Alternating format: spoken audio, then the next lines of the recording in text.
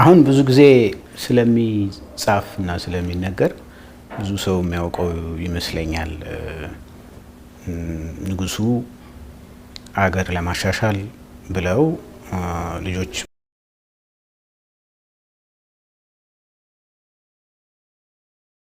በትምህርት ቤት እንዲገቡ አንዳንድ ሰው እንደውም የገዛ ቤተ መንግስታቸውን ለቀው የእሳቸው መኖሪያ የነበረ ዩኒቨርሲቲ እንዲሆን ተደርጎ ተማሪዎች እንዳያቋርጡ ገንዘብ እየተሰጠ ምናምን እንክብካቤ የተደረገ ምግብ እየተቀመሰ ምናምን ነው የሚሰራ የነበረው። እኔ እንኳን ያን ጊዜ የለሁም። ያው ሁላችንም እንደምንሰማው ታላላቆቼ በዛ ሲስተም ያለፉም አሉ። ደሞዝ የተከፈላቸው ቤት ተከራይተውም የሚበቃ አይነት ሳለ አይደል የዛን ጊዜ ባለው እንትን እንደዛ እና ፍላጎታቸው ይሄ ትውልድ ያ የተማረ ትውልድ የውጭ ሀገር ትምህርት ቀስሞ መጥቶ እዛ ያየውን ወደ አገሩ እንዲያስተዋውቅና አገሪቷ እንድታድግ እንድትዘምን ዘመናዊ እንድትሆን ተብሎ የተደረገ ጥረት ነው።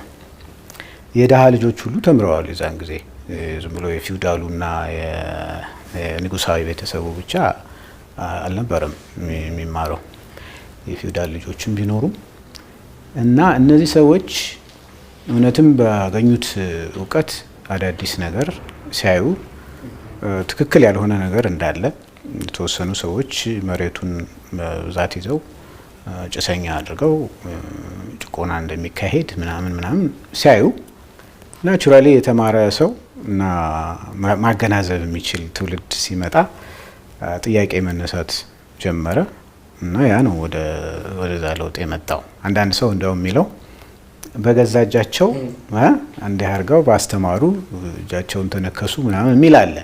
እኔ በዛ መንገድ ሳይሆን የማየው ለውጥ ያስፈልግ ነበረ፣ ምንም ጥያቄ የለውም። ግን እነዛ ለለውጥ የታገሉ ሰዎች ብዙ ጊዜ አሁን እኔ ዋለልኝ መኮንን እየተባለ ሲጠራና የሱ እንደ ማጭበርበሪያ ሲውል ይገርመኛል። ሰውየው ከዚህ ብሔረሰብ መጥቶ እንዲህ አለ ተብሎ ግን እሱ የመጣበትን ላንጉጅ ግሩፕ አታክ ለማድረግ መልሶ ያንን አርጊመንት መጠቀም በጣም የተሳሳተ ነገር ይመስለኛል። እኔ የፊውዳል ልጆች ሆኖ አባቶቻቸውን ልክ አይደለም ብለው በአባቶቻቸው በቤተሰባቸው ላይ የዘመቱ ወጣቶች አሉ። ያ ነው መንፈሱ። ሰው እኩል ነው፣ ሁሉም ሰው እኩል ነው፣ ፌር መሆን አለበት፣ መሬቱ ለአራሹ መሰጠት አለበት ብሎ የተከራከረው ተማሪው የገባው ያወቀው ሰልጠን ያለው ነው እና ትክክለኛ ነው። ያ አመጣጡ ትክክለኛ አመጣጥ ነበረ። አሁን እኔ ዋለልኝ የሚባለው ሰውዬ ምንም ዘር ይኑረው ያን ጊዜ ተነስቶ ያንን ሲል አብዛኛው በኢሃፓ በምናምን እንቅስቃሴ ውስጥ የነበረ ሰው ተመሳሳይ አመለካከት ነበረው። ስለ ወላጆቹም ጭምር ቢሆን ጨቋኝ ከነበሩ ብዙ መሬት ይዘው ይበዘበዙ ከነበረ አብዛኛው ዩኒቨርሲቲ የገባ የነቃ ያነበበ ሰው የዚህ አይነት አመለካከት ነበረው። ምክንያቱም ፌር ነው፣ ሁሉም ሰው እኩል ትሪትድ መሆን አለበት ብሎ ስለሚያምን የትምህርት ውጤት ነው እንጂ ከዚህ ዘር ስለመጣ ከዚያ ዘር ስለመጣ በሚለው ስሜት አልነበረም። እኔ መቼም ተመልሶ አይመጣም የሞተ ሰው እንጂ ዋለልኝ ቢመጣና ወያኔ ያደረገውን ነገር ቢያይ መጀመሪያ አንድ ቁጥር ተቃዋሚ የሚሆነው ዋለልኝ ነው። ግን በዋለልኝ ስም እናጭበረብራለን ነው እስካሁን ድረስ። በእርግጠኛነት ነው የምልህ ዋለልኝ ቢመጣ this is not what he wanted ምንም በለው ምን ይሄንን አይደለም የፈለገው፣ እንዲሆን አይደለም የፈለገው። ሁሉም ሰው እኩል እንዲሆን፣ ሁላችንም በእኩልነት የምንኖርበት ሀገር እንዲመጣ ነው። ዘርን መሰረት ያደረገ አልነበረም። ግን አንፎርቹኔትሊ ይሄ እንግዲህ በኢሃፓ ለምሳሌ ብታይ እኔ ያኔ ወጣት ነኝ፣ ወንድሞቼ እዛ ውስጥ ነበሩ። የታሰረ የተገረፈ ወንድም አለኝ። ስለዚህ በእነሱ ማውቀው ብዙ ነገር አለ። እነሱ ይፈልጉት የነበረን ይሉት የነበረና የሆነው ነገር በብዛት የኢሃፓ መሪዎች ከትግርኛ ተናጋሪ ግሩፕ የመጡ ነበሩ። ትክክለኛ ፒውር ኢትዮጵያውያን ለጭቁን ለሁሉም ኢትዮጵያዊ ጭቁን ብለው የሞቱ ናቸው እነሱ እና እነሱን ገለን ነው በብሔረሰብ ስም እነሱን ገለን ነው ይሄንን አውሬ የፈጠር ነው ሲስተማቲካሊ እና ማጭበርበሪያ መሆን የለበትም።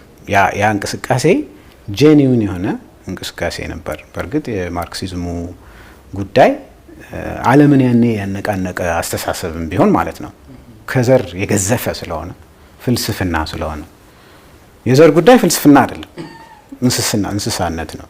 የእንስሳ ባህሪ ነው። ወደ ከሰውነት ወደ ታች ዝቅ የሚያደርግ አመለካከት ነው። በእኔ አስተያየት ደግሞ ያየነውም ይሄ ነው። ሰሞኑን የሚሆነውም ይሄ ነው። ሌላ ምንም መገለጫ የለውም። ሰሞኑን ያየነው ነገር ድሮ ኢህአፓዎች ሲገዳደሉ በሀሳብ ተለያይተው ሲገዳደሉ በሽጉጥ በምናምን ነበር የሚገዳደሉ እና እንደውም ከገደለኝ ኢህአፓ ይግደለኝ፣ ምክንያቱም ጆሮህን ስለሚልህ ወዲያው ጸጥ ትላለህ። እረፍት ነው። እሱም አንድ ነገር ነው። ጥሩ ነው ማለት አይደለም። መገዳደል መጀመሪያ ነገር ለምን ይታሰባል? ግን አሁን በዘር ሲሆን አገዳደሉ ራሱ እንዴት እንደከፋ እስቲ ያው እንግዲህ ሰው ማረድ፣ ቆራርጦ መጣል፣ ራቁቱን ምናምን ማድረግ፣ ሬሳ ላይ መጨፈር ምናምን የሚመጣው ይሄ ከሰውነት በታች የሆነው አመለካከት ውስጣችን እየሰረጸ ሲሄድ የሚያመጣብን በሽታ ነው። በጣም አደገኛ በሽታ ነው። ማንም ሰው ከእንደዚህ አይነት አስተሳሰብ ኢሚዩን አይደለም። ኢንተርቴን ካረከው ከተቀበልከው ወደዛ ታች ነው የሚያወርድህ። ከዚህ በፊትም እኔ በተደጋጋሚ ይሄንኑ እላለሁ፣ አሁንም እላለሁ፣ ወደፊትም እላለሁ። በዚህ መንገድ የሄደ ማንኛውም ሰው የዚህ በሽታ ተጠቂ ነው የሚሆን እና መግደል ብቻ ሳይሆን አገዳደሉ ራሱ ይለያል። አሁን ምናየው በዘር ምክንያት የሚገሉ ሰዎችን አይተ ከሆነ አገዳደላቸው ስታይሉ ራሱ ይለያል። የበሽታ መሆኑን የምታየው ለዚህ ነው። አንድ ሰው ከሞተ በኋላ ለምን ትቆራርጠዋል? በሽታ ካልሆነ ማለት ነው። የህመም ጉዳይ ነው።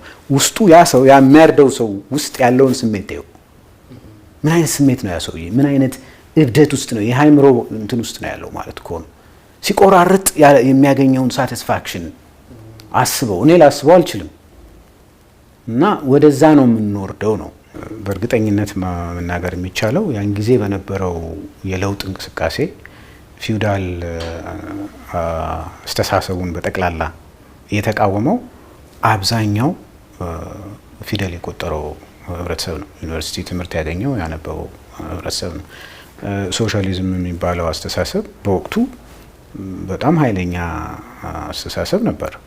ያንን አንብቦ ተገንዝቦ ያንን ለመተግበር የሚሯሯጥ በተለይ በትምህርቱ ደና ጠንከር ያለ የገባው ኢንቴሊጀንት የሚባል ሰው ያንን ካላነበበ ያንን ፕራክቲስ ካላደረገ በቃ የተማረ እስከማይመስል ድረስ እና ውድድሩ የኔ ቤት ህፃን ሆኜ ወንድሞች የሚያነቡት መጽሐፍ እኔ እስካሁን ድረስ ትዝ ይለኛልና ትላልቅ የማርክሲዝም መጽሐፍ ዳ ካፒታል ምናምን የሚባለው በቃ ለማየት እና መቼ ነው አድጌ ይሄንን መጽሐፍ አንብቤ ገብቶኝ እያልኩ መመኝበት ጊዜ ትዝ ይለኛል። ትዝ የሚለኝ እሱ ነው እና ያንን ለማንበብ በቃ ከሌኮ እንዲህ ነው በማርክሲዝም እንትን በቃ የመጠቀ ነው ችሎታው የሚባልበት እና የሚቀናበት የኢህአፓ አባል ለመሆን ስፔሻል መሆን አለብህ። ያን ጊዜ ታይተህ ነው ተፈትሸህ የምትገባው። ዝም ብሎ ማንም አይገባም ነበረ። ወደ ኋላ ምናልባት እየቀጠነ መጥቶ ሊሆን ይችላል እንጂ መጀመሪያ ላይ በችሎታህና በእንትንህ በጭንቅላትህ ተለክተህ ነው እዛ ውስጥ የምትገባው። ያ ፖዚቲቭ የሆነ የዓለምን ህዝብ እኛን ብቻ አይደለም ኢትዮጵያውያንን ብቻ አይደለም የዓለም ወዛደሮችን ጠቅላላ ነፃ ለማውጣት እኩል ለማድረግ ተብሎ የተደረገ እንቅስቃሴ ነው። ችግሩ ያው ከሃይማኖት ጋር ስለሚጋጭ እና አካሄዱ በመሬት ላይ ሲወርድ ችግር ስለገጠመው ፕራክቲስ ላይ ችግር ስለገጠመው ወደፊትም በሰዎች ላይ ይህንን ፕራክቲስ ለማድረግ አስቸጋሪ ስለሆነ ይመስለኛል የከሸፈው የወደቀው እንጂ በአስተሳሰቡ እኮ ሰዎች ሁሉ እኩል ናቸው ነው እኮ የሚለው። ከሃይማኖት እኮ የተለየ ማንኛውም ሃይማኖት የሰው ልጅ እኩል ነው የሚለው። ከዛ የተለየ አይደለም። the only difference ላይ ያለውን ታች እናወርደዋለን ነው። ገነት ራሱ እዚህ መፍጠር ይቻላል ነው። እዛ ላይ ነው ልዩነቱ እንጂ እኛ ገና የልጅ ልጆቻችን ገና ታች ያሉት ያልፍላቸዋል። እኛ ይሄንን እኩል አድርገን እናልፋለን፣ እነሱ የተመቸ ኑሮ ይኖራሉ ብለን እኮ ነው ብሎ ነው ሰው ሲሞት የነበረው።